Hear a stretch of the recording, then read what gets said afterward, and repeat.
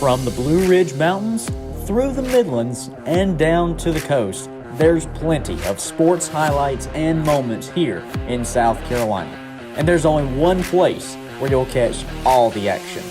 This is Palmetto State Sports. Welcome into Palmetto State Sports. I'm Braden Maloy. And I'm Nick Klos. March Madness got off to a hot start over the weekend, but sadly the Palmetto State's representation in the tournament has come to an end, as both Clemson and Winthrop lost in the first round. Clemson came into the tournament as a 7 seed and was upset by the 10 seed Rutgers in a thrilling battle at Bankers Life Fieldhouse, where the Tigers fell 60-56. The Tigers went into the second half leading 26-23 thanks to a buzzer-beating layup from Clyde Trapp, who had 14 points in the loss. Trapp sunk a three that would put Clemson up by 4, but that's when Rutgers went on to a second half run to lead by 11. The Tigers came right back, holding the Scarlet Knights scoreless for over 4 minutes while they went on a 10-0 run.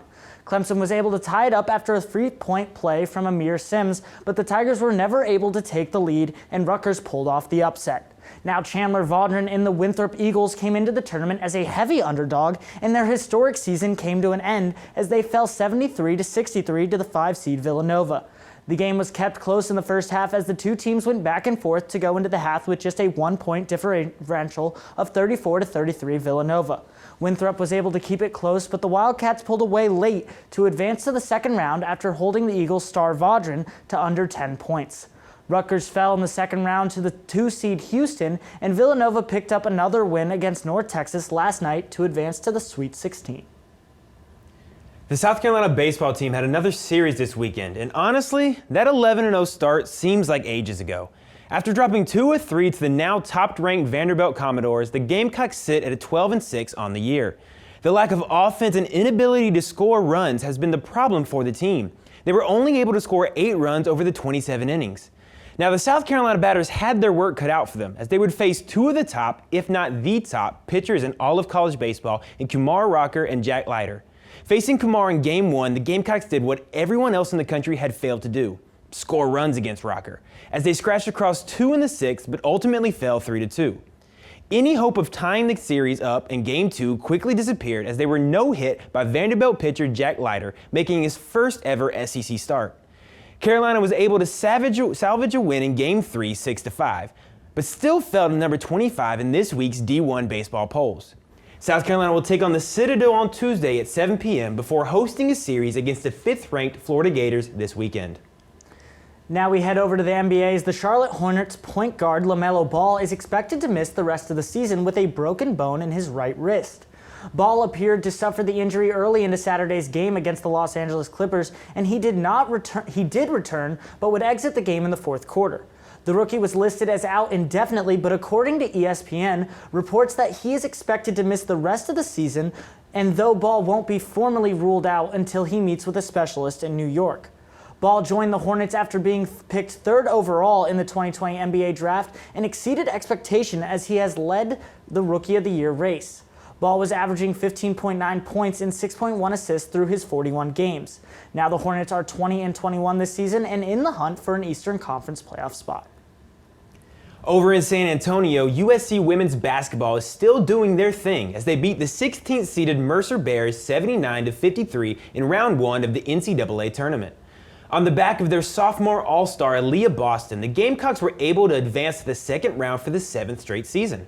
The Naismith Player of the Year finalist, making her debut in the tournament, wasted no time making her presence felt, going off for 20 points, 18 rebounds, 8 offensive and 8 defensive, and shooting 8 for 13 from the field. The Bears would make the game tied at 27 late in the second, but a 16-5 run by the Gamecocks and a halftime buzzer beater from none other than Boston herself gave Carolina a 43-32 lead going into half, and the game was pretty much well in hand at that point. This win goes down as Dawn Staley's 500th win as a head coach and her 382nd as the head coach of the Gamecocks, the most from any coach in the program history, in just 12 seasons. The top-seeded Gamecocks will take on their 8th-seeded Oregon State Beavers on Tuesday at 7 p.m. Now the Carolina Hurricanes lost their third straight to a red-hot Columbus Blue Jackets team 3-2 in a shootout on Saturday. Andrei Svechnikov and Warren Foegele scored in regulation for the Hurricanes, and the Canes goaltender James Reimer made 29 saves. The game was tied 1-1 in the third after Blue Jackets forward Oliver Bjorkstrand bounced the puck off of Reimer's pad and Dougie Hamilton's skate from below the goal line. Foegele made it 2-1 in the third, and the Canes kept that lead until Seth Jones tied it up with just 29 seconds remaining in the third period. The game would eventually head to a shootout where Bjorkstrand came up big once again for Columbus, scoring in the fourth round of the shootout to win it for the Blue Jackets. Dougie Hamilton extended his point streak to 11 games with an assist, now tying the franchise record for a defenseman. These two teams will complete their four-game set this season on Monday and Thursday in Columbus.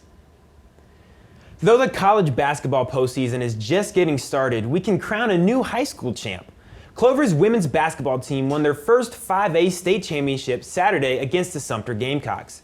The Eagles, who went 18-1 in the regular season, were behind all game and had to fight to the very end to secure the win.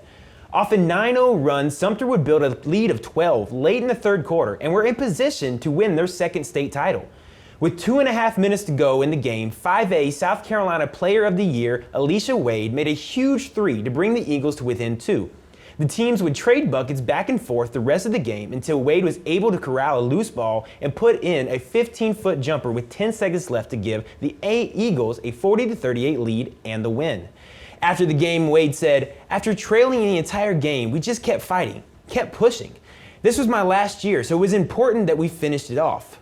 Now, I think this is just a great story. I mean, it's always fun. We talked about it a couple of weeks ago with wrestling. To win a state championship, just in high school sports is not like any other sports. No, it's definitely not. Like that's a memory these kids will have forever.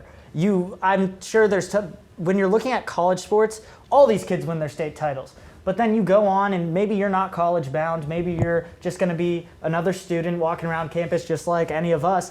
And you get that memory of winning that state title with all your friends and just how special that moment can be for a high school kid. And to win it as a senior, that's just a dream. You go out on top. Of course. But if we go back to the tournament, we do have one team representing the state in their respective tournament, and I'd probably say that's the team that I would pick from the state if I was looking for a representative. 100%. I mean, South Carolina in the women's tournament, we said earlier, men's tournament, Clemson and Winthrop just couldn't get it done. Obviously, Winthrop having a hard battle with Villanova, and then Clemson getting upset by a 10-seed Rutgers, which I think some people could have seen coming, but it's March, it's the madness.